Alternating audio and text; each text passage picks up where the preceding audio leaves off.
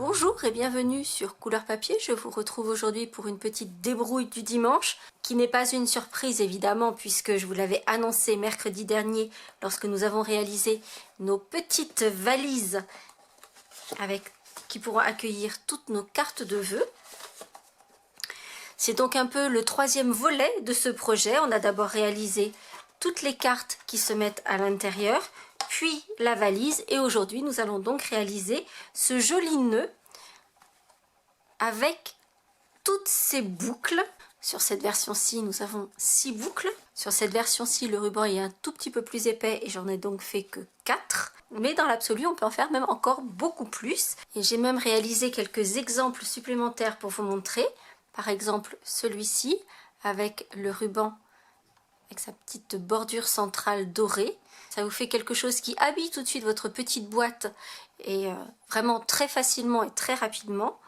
Ou cette autre version avec notre ruban ruché rouge, donc qui est beaucoup plus épais. Évidemment je n'ai fait que 2 boucles, c'est largement suffisant, mais qui prennent énormément de volume. Ça fait vraiment quelque chose de très joli. J'aime vraiment beaucoup la version avec le ruban ruché rouge épais et large.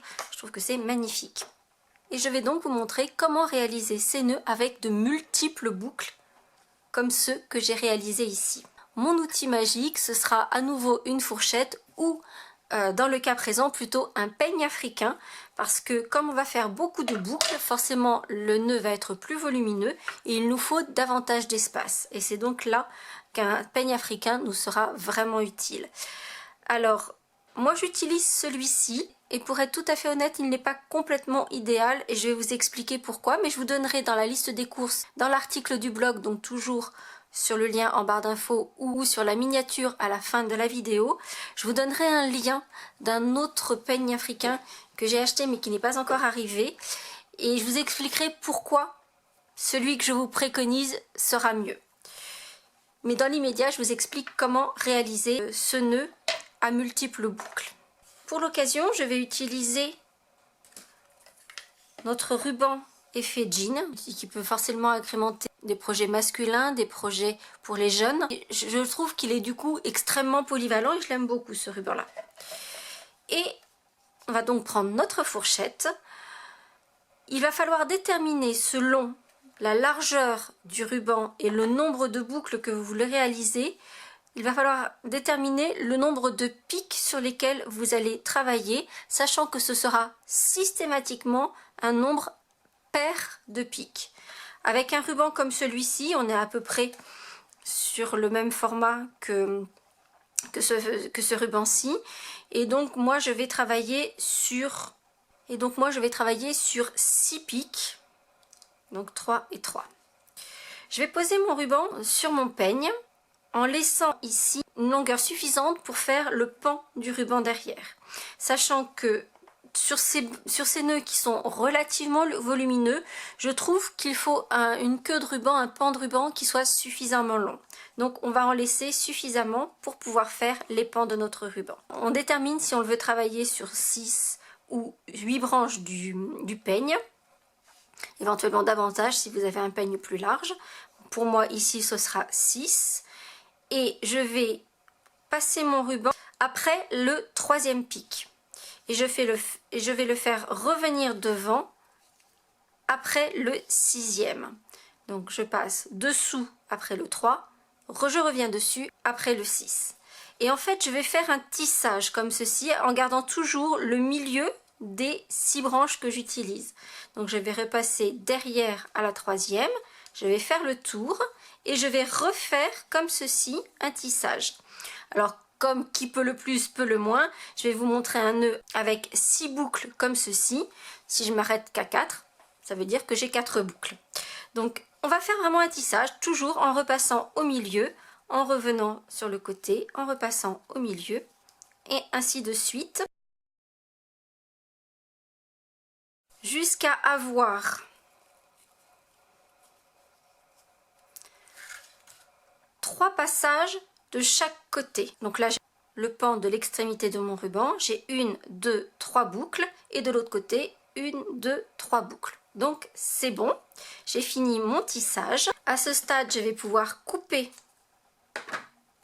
le ruban, je m'en laisse comme toujours suffisamment pour pouvoir terminer sans que j'ai à galérer avec une extrémité de ruban qui soit trop courte. Et je vais, donc vous voyez ici, à l'arrière, je tiens mes rubans pour qu'ils restent en place avec mon index. Et de l'autre côté, je tiens le pan du ruban ici avec mon pouce.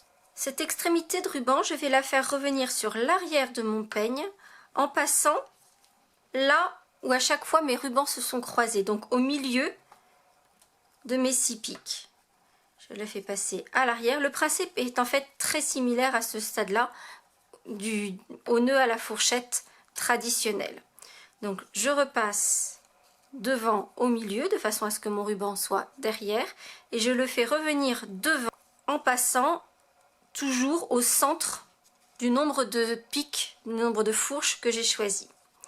Une fois que mon ruban est revenu sur l'avant, je vais le faire passer sous le dernier passage, c'est celui-ci, et mon ruban, comme pour le nœud à la fourchette, va venir passer dans ce sens-là, c'est-à-dire comme passe ici mon poinçon, il va venir par-dessus et rentrer par-dessous ici. Donc je vais le faire venir par-dessus et rentrer par-dessous. Et je vais le rattraper de l'autre côté. Comme j'ai déjà un pan de ruban qui vient ici sur la droite, celui-ci doit venir sur la gauche. Là, je descends bien tout en bas et c'est là que je vous explique pourquoi ce peigne à ruban, il fait le job, il n'y a pas de problème puisque vous voyez que j'ai fait tous mes petits nœuds. Mais l'inconvénient qu'il a, c'est dans la mesure où il est en plastique, les branches sont un peu souples. Ce qui veut dire que quand je vais serrer, les branches vont également se resserrer. Le lien du peigne que je vous ai mis sur le blog, c'est un peigne qui est en bois. Donc normalement, les branches vont être bien fixes. Car un des secrets des nœuds, que ce soit à la fourchette ou ici sur un peigne africain, c'est vraiment à ce stade-là de bien serrer. Et d'ailleurs, la vérification à faire pour vous assurer que votre nœud est bien serré, c'est de retourner votre peigne et de voir que ici au centre, votre nœud est bien serré et resserre bien les pans qui vont former les boucles. Ici, mon nœud est bien serré, pas de souci. Dans ce cas-là, je vais pouvoir le retirer du peigne.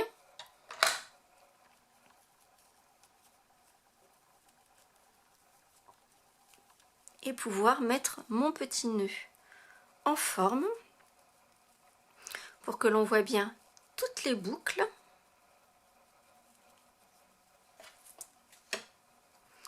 C'est le moment où l'on va pouvoir ajuster les pans de notre nœud. Ici, je choisis de faire une petite découpe en queue d'hirondelle. Donc pour cela, je plie mon ruban en deux et je coupe en diagonale. Et comme je vous l'expliquais dans ma vidéo sur les petites valises, lorsque je vais coller mon nœud sur mon projet, je vais utiliser des mini points de colle. Donc je vais en mettre un ou deux selon le volume. Par exemple, celui-ci, j'en ai mis plusieurs au centre. Je vais en mettre un au centre, comme ceci. Et pour que mes boucles restent bien en place et de façon harmonieuse, je pose un petit mini point de colle également sous chacune des boucles de mon nœud.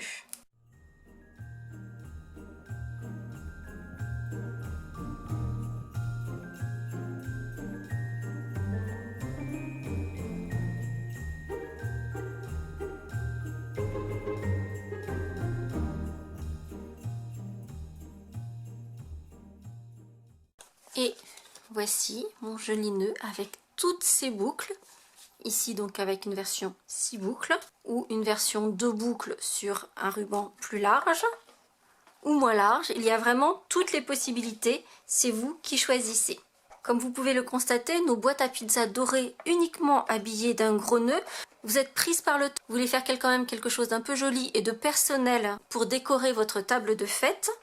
Les petites boîtes à pizza, un joli nœud dessus, vous avez vu qu'on les fait très rapidement et ça vous fait un petit cadeau d'assiette à faire très rapidement. Vous voulez offrir un bijou et avoir un emballage un peu particulier, la petite boîte à pizza, un joli nœud et ça fait l'affaire. Et si vous mettez le nœud sur une jolie enveloppe, vous voyez qu'en plus là il y a le petit liseré argenté et on a même un intérieur d'enveloppe qui est très joli. Ces enveloppes-ci sont vendues en pack de 20 avec leur intérieur plus des bases de cartes, là encore avec le petit liseré argenté qui est vraiment très joli. Vous voulez mettre ça simplement sur le sapin parce que vous donnez un chèque par exemple, simplement en mettant un joli nœud sur votre enveloppe et marquer le prénom joliment, tout de suite ça aura beaucoup plus d'allure sur votre sapin. J'espère que cette rapide astuce du nœud à la fourchette version multiple vous aura plu. Si c'est le cas, vous n'hésitez pas à mettre un petit pouce en l'air.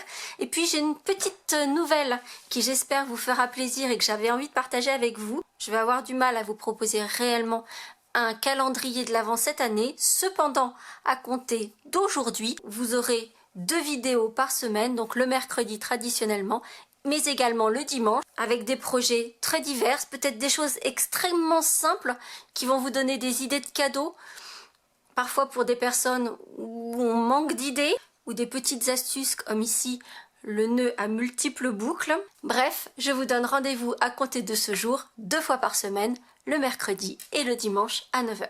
J'espère que cette nouvelle vous fait plaisir.